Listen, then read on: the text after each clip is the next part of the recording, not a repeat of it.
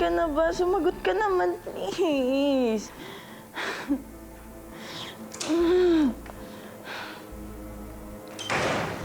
Aika.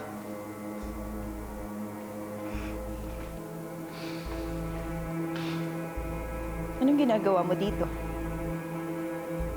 Di ba hiwalay na kayo ni Mama? Di ba wala na kayong pakialam sa amin dalawa? Di pa rin sumasagot eh. Ha? Nako ka. Eh, baka ayaw ka nang kitain ni Hope. Ha.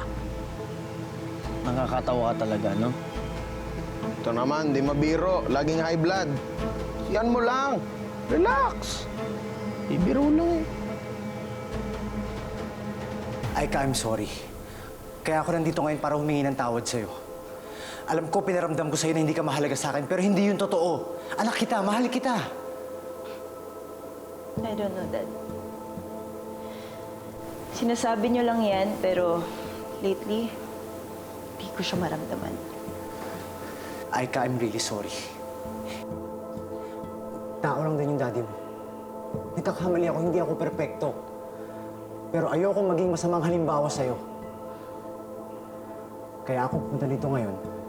Nagsampa na ng kaso yung mga Sebastian sa akin.